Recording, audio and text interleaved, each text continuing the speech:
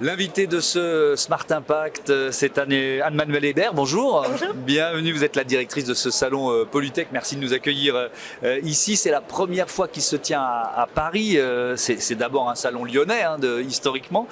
C'est quoi l'ambition cette année et puis pourquoi une localisation parisienne aussi? Alors en effet, Polytech Lyon existe depuis 45 ans et c'est un salon industriel basé dans une région industrielle et qui a grossi à travers les éditions. Polytech Lyon, c'est 50 000 participants, 2000 exposants. C'est vraiment un salon très important pour la filière et qui accompagne les industriels et les territoires dans leur transformation écologique.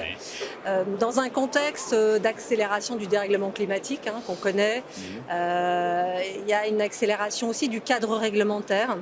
Et donc on s'est dit qu'il était important d'accompagner la filière, de continuer à accompagner la filière, mais de façon plus régulière et finalement se donner rendez-vous à Lyon tous les 2 ans, puisque Polytech à Lyon c'est tous les 2 ans. D'accord. Eh bien c'était un petit peu se déconnecter de cette accélération. Donc vous avez rajouté un rendez-vous parisien. Paris, exactement, okay. Pour se rapprocher de marchés qui sont plus loin de Lyon et puis en effet proposer une rencontre un peu plus régulière. C'est quoi l'ADN de Polytech et comment il a évolué en 45 ans autour de ces enjeux justement? Merci pour la question parce que en fait le nom Polytech qui peut interpeller aujourd'hui, c'est à l'origine les technologies contre la pollution, d'où le nom Polytech. Et ça, quand il y a 45 ans, on adressait ces enjeux de gestion de la pollution, c'était ultra précurseur. Et puis en effet, à travers les années, on a fait évoluer le salon avec d'un secteur gestion des déchets.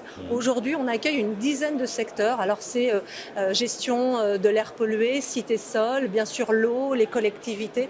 Il y a toute une kyrielle de secteurs qui sont présents à Polytech et qui représentent l'ensemble de la filière environnement et climat. Et nous, notre ADN, c'est de décloisonner les approches environnementales.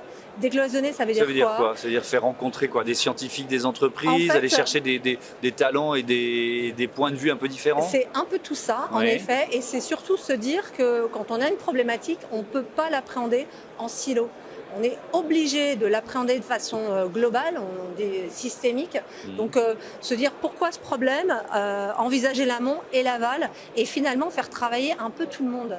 Et ça, c'est la grande évolution de ces dernières décennies, c'est cette notion de décloisonnement qui fait l'ADN de Polytech. Il y a 4 grandes thématiques dans ce salon: réglementation, financement, ressources, emploi, formation.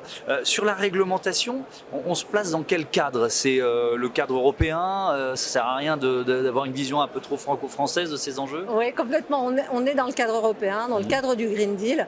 Alors c'est vrai qu'on est dans un contexte un petit peu malmené, et on a besoin d'un cadre solide pour accompagner les entreprises dans un contexte. On parle de réindustrialisation, on parle de transformation des entreprises, et c'est très important aussi d'expliquer, en tout cas d'accueillir des experts qui viennent expliquer ces réglementations, comment les entreprises doivent s'adapter, quelles sont les clés aussi, quelles sont les étapes. Donc, et c'est pas évident, je pense, pour recevoir beaucoup de chefs d'entreprise ici, effectivement, de sentir un peu d'atermoiement ou d'hésitation, et les mots sont peut-être un peu faibles au niveau européen dans la foulée des dernières élections, cette impression que l'ambition du Green Deal, on est peut-être un peu en train de revenir en arrière. Est-ce que vous sentez ça, ce temps d'hésitation ou peut-être d'investissement retardé?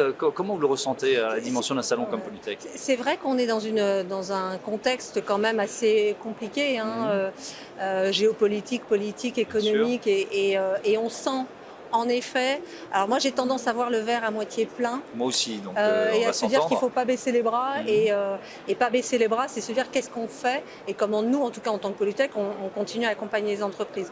Et ce que j'aurais tendance à dire, c'est que vous avez raison, 3 pas en avant, 2 pas en arrière. Mais ça veut dire qu'on a quand même gagné un pas.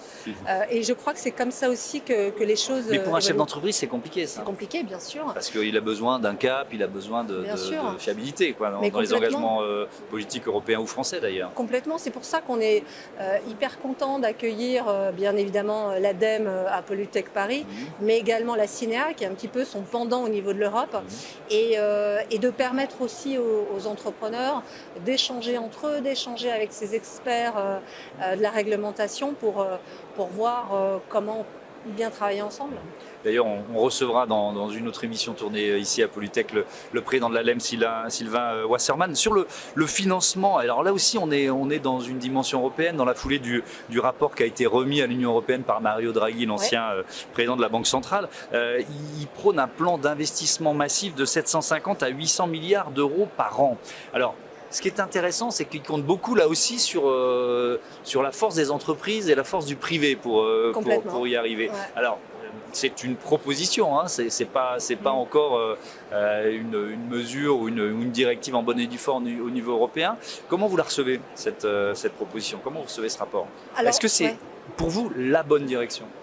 Alors, ce qui est certain, c'est qu'on a tous conscience que le service public et les financements publics ne vont pas sauver l'industrie, qu'il y a besoin d'une collaboration entre le secteur privé et le secteur public. Les 800 milliards par an que vous évoquez proviendront principalement de financements privés, mais qui devront être avec un levier public quand même. Par le public. D'accord. Donc ça, c'est clair. Donc ça suppose quoi? Pardon de vous interrompre. Ça suppose aussi un plan d'investissement européen, un peu sur le modèle de ce qu'on a pu faire au moment du Covid, par exemple.